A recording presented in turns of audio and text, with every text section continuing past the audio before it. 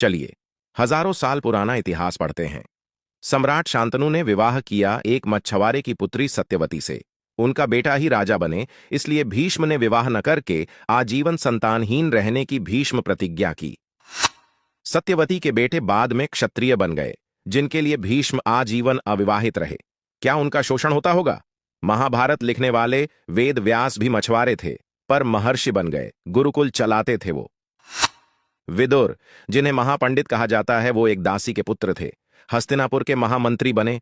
उनकी लिखी हुई विदुर नीति राजनीति का एक महाग्रंथ है। भीम ने वनवासी हिडिंबा से विवाह किया। श्री कृष्ण दूध का व्यवसाय करने वालों के परिवार से थे। उनके भाई बलराम खेती करते थे, हमेशा हल साथ रखते थे। यादव क्षत्रिय रहे हैं, कई प्रांतों पर शासन किया और श्री कृष्ण सबके पूजनीय हैं। गीता जैसा ग्रंथ विश्व को दिया। राम के साथ वनवासी निषादराज गुरुकुल में पढ़ते थे। उनके पुत्र लवकुश महर्षि वाल्मीकि के गुरुकुल में पढ़े, जो वनवासी थे। तो ये हो गई वैदिक काल की बात।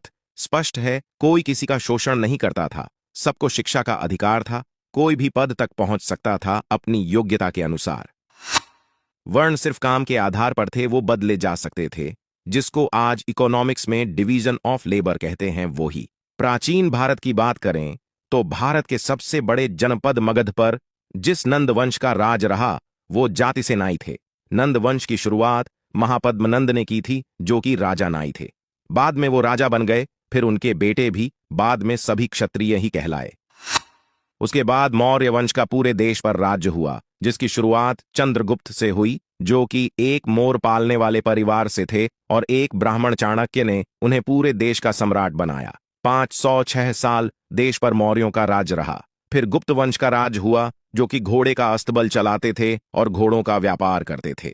140 साल देश पर गुप्ताओं का राज रहा।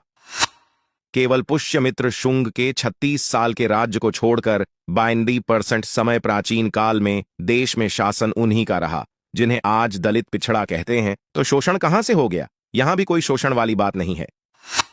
फिर शुरू होता है मध्यकालीन भारत का समय, जो सन 1100-1750 तक है। इस दौरान अधिकतर समय, अधिकतर जगह मुस्लिम शासन रहा। अंत में मराठों का उदय हुआ। बाजीराव पेशवा, जो कि ब्राह्मण थे, ने गाय चराने वाले गायकवाड़ को गुजरात का राजा बनाया। चरवाहा जाति के होलकर को मालवा का राजा बनाया। अहिल्याबाई होलकर खुद बहुत बड़ी शिव भक्त थी। ढेरों मंदिर गुरुकुल उन्होंने बनवाए। मीराबाई, जो कि राजपूत थी, उनके गुरु एक चर्मकार रविदास थे, और रविदास के गुरु ब्राह्मण रामानंद थे। यहां भी शोषण वाली बात कहीं नहीं है। मुगल काल से देश में गंदगी शुरू हो गई, और यहां से पर्दा प्रथा, गुलाम प्रथा, बाल विवाह जैसी चीजें शुरू होती हैं। 1800-1947 तक अंग्रेजों के शासन रहा, और यहीं से जातिवाद शुरू हुआ, जो उन्होंने फूट डालो और राज करो की नीति के तहत किया। अंग्रेज अधिकारी निकोलस डार्क की किताब कास्ट ऑफ माइंड में मिल जाएगा कि कैसे अंग्रेजों ने जातिवाद, छुआछूत को बढ़ाया, और कैसे स्वार्थी भारतीय नेताओं ने अपने स्वार्थ में इसका राजनीतिकरण किया। इन हजारों सालों के इतिहास में देश में कई विदेशी आए, जिन्होंने भारत की सामाजिक स्थिति पर किताबें लिखी हैं, जैसे कि मेगास्थनीज ने इंडिका लिखी, फाहियान, ह्यूसांग और अलबरूनी जैसे कई। किसी ने भी नहीं लिखा कि यहां किसी का शोषण होता था।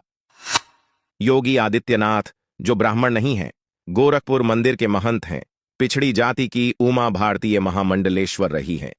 जन्म आधारित जातीय व्यवस्था हिंदुओं को कमजोर करने के लिए लाई गई थी। इसलिए भारतीय होने पर गर्व करें और घृणा, द्वेष और भेदभाव के षड्यंत्रों से खुद भी बचें और औरों को भी बचाएं।